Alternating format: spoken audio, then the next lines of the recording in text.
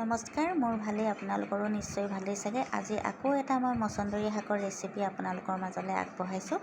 আৰু দেৰি নকৰি ভিডিঅ'টোৰ মাজলৈ যাওঁ ব'লচোন। এইফালে মই ভালদৰে মচন্দৰী শাকখিনি ধুই ল'লোঁ। ধুই পেলাই থাল এখনত উঠাই ল'লোঁ আৰু ভালদৰে নৰসিংহ পাতখিনিও ধুই লৈছোঁ। এইফালে মিক্সিত মই যোগাৰ কৰি লৈছোঁ মাৰিবৰ কাৰণে।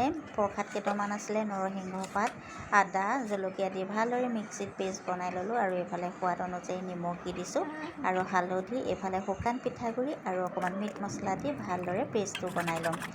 আৰু এইদৰে আপোনালোকে কোনে কোনে খাই ভাল পায় বাৰু কমেণ্টত জনাবচোন। এইফালে মই গেছটো পাতি জ্বলাই কেৰাহীখন পাতি তেল গৰম হ'বলৈ দিলোঁ আৰু এটা এটাকৈ বৰকেইটা বনাই গৈছোঁ। বেছি সময় নালাগে মচন্দৰী শাকৰ তৰকাৰীখন বনাবৰ কাৰণে। এইফালে তেল গৰম হৈয়ে আছে আৰু ইয়াতে মই কেইটামান দি দিছোঁ নহৰু আৰু শুকান জলকীয়া আৰু মিঠি গুটি। এইদৰে দি অকণমান ইফাল সিফাল কৰি দিছোঁ। আৰু এতিয়া হৈ গ'লে মই ইয়াৰ ওপৰতে দি দিলোঁ মচন্দৰী শাকখিনি আৰু সোৱাদ অনুযায়ী নিমখ হালধি দি ভালদৰে লৰাই দিলোঁ আৰু অকণমান সময় ঢাকি থৈ দিম এতিয়া।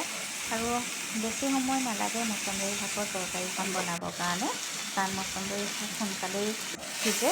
আৰু এতিয়া চচোন এয়া মই অকণমান ইফাল সিফাল কৰি দিলোঁ হেতাখনে, এতিয়া সিজিয়ে গ'ল বাৰু। আৰু অকণমান সময় ঢাকি ৰাখিলোঁ, এয়া হৈয়ে গৈছে।